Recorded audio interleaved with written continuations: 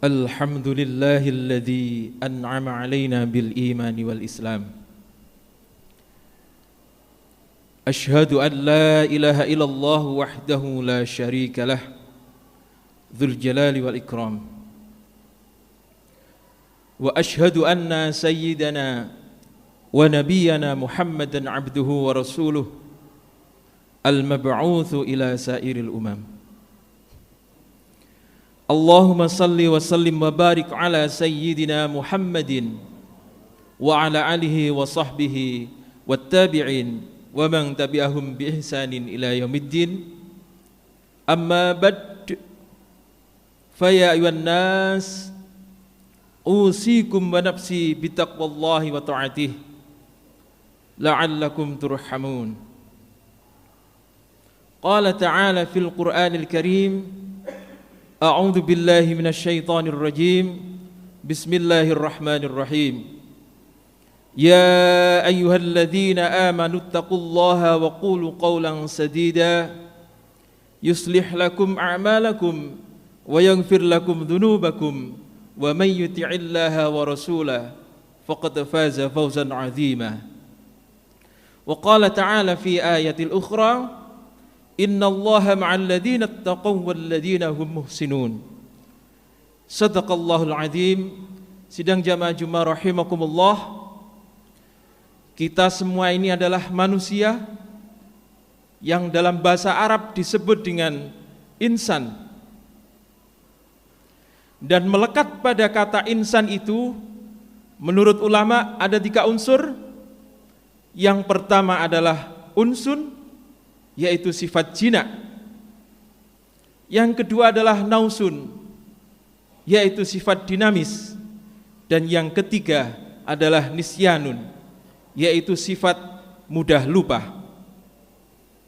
Maka kita ini adalah makhluk yang unsun, yang jinak, yang lembut, dan yang halus. Oleh sebab itu para jamaah rahimakumullah, yang terbaik di antara kita adalah yang paling mampu menempa kelembutannya untuk menjadi akhlak yang indah bagi sesama manusia.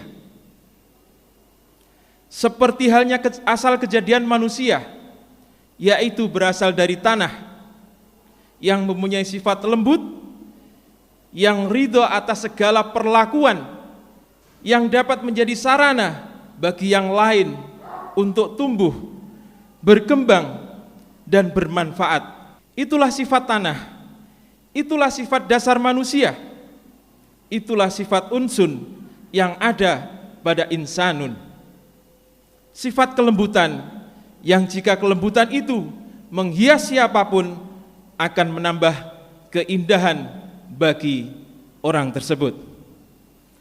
Para jamaah rahimakumullah, yang kedua, kita semua adalah makhluk yang nausun, yang memiliki sifat dinamis, berkembang, berubah, bisa dibentuk, bisa didisiplinkan, bisa dididik untuk menjadi makhluk yang paling indah. Para ahli biologi mengatakan bahwa setiap detik, menit, jam, hari, minggu, tahun, sel-sel tubuh kita berganti secara terus-menerus. Bagian-bagian yang rusak akan dilepas, kemudian tumbuh sel-sel yang baru. Sel-sel tubuh kita ini tidak lebih dari 10% dari tahun yang lalu. 90% yang lainnya sudah berganti dan menjadi sesuatu yang baru. Yang ketika dia dibiasakan kebaikan-kebaikan, maka manusia akan menjadi makhluk yang baik.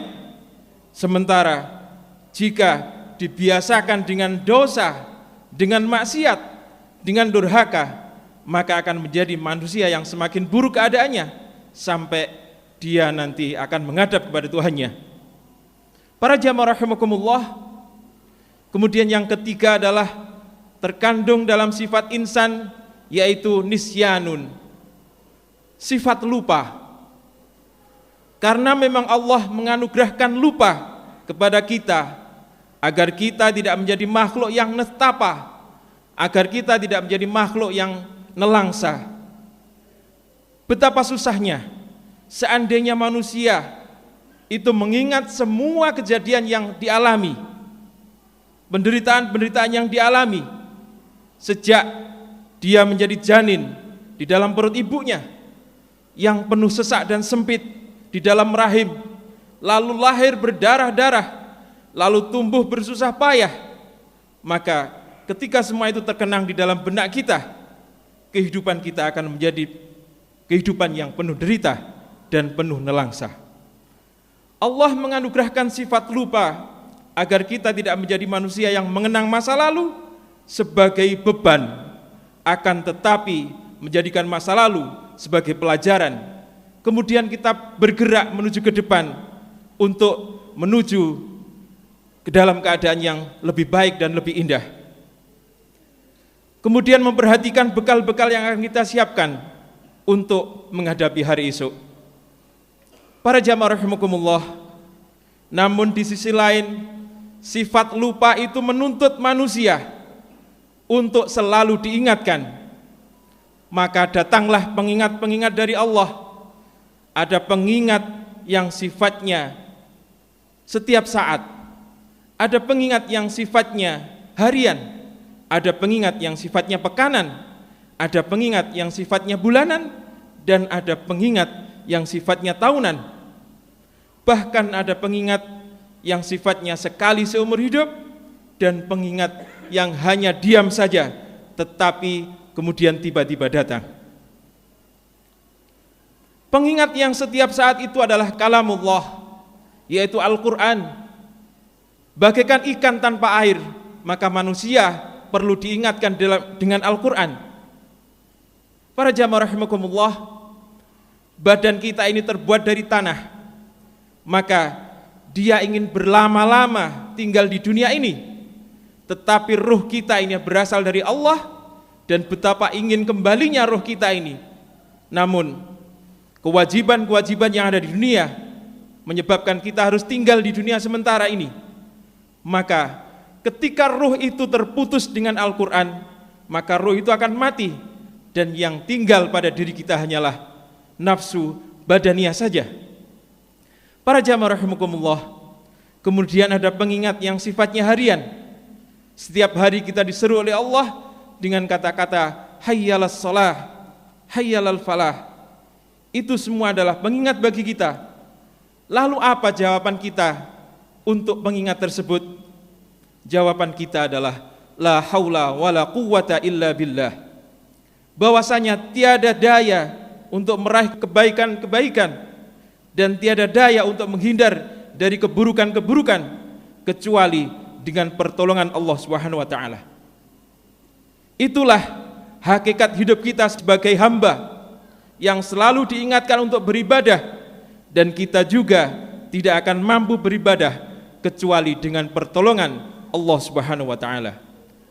Jamaah Jumat rahimakumullah, ada pengingat yang sifatnya pekanan yang kita jumpai setiap pekan di masjid-masjid kita ini dengan kata-kata dari seorang khatib, usikum wa nafsi bittaqwallah. Aku wasiatkan kepada kalian semua dan lebih-lebih untuk diriku sendiri agar bertakwa kepada Allah Subhanahu wa taala.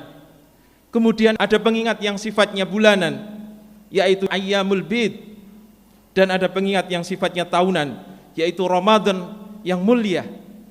Serta ada pengingat yang sifatnya sekali seumur hidup, ketika kita menghubungkan diri dengan waktu-waktu utama, kita juga menghubungkan diri dengan tempat-tempat mulia di Mekah Al-Mukarramah dan Madinah Al-Munawwarah, sekaligus menghubungkan diri kepada seorang hamba yang tercatat sebagai manusia yang pilihan, yaitu Nabi kita Ibrahim alaihissalam, dan lebih-lebih Nabi kita Muhammad sallallahu alaihi wasallam dengan berupa ibadah haji dan umrah.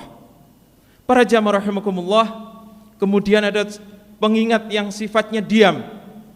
Dialah kematian, yang kita tidak tahu kapan dia akan datang, dan dia pasti datang tanpa memberitahu, agar kita selalu bersiap-siap dan senantiasa dalam keadaan yang baik. hari ini kita mendekat dalam pengingat tahunan, pun juga mendekat dalam pengingat harian, bulanan, pekan dan sebagainya. Dan setiap hari kita tetap diingatkan oleh Allah dengan ucapan hayyalas shalah, hayyalal falah. Kita teringat bukan hanya kepada Allah, tetapi kita juga teringat kepada manusia yang paling agung, yang menjadi wasilah, menjadi perantara dari perintah salat tersebut, yaitu Nabi kita Muhammad sallallahu alaihi wasallam. Sekaligus teringat pula dengan tempat yang menjadi wasilah, yaitu Masjidil Haram, Masjidil Aqsa, dan Masjidun Nabawi. Harapan kita semua, suatu saat kita bisa bersujud di masjid-masjid yang penuh barokah itu.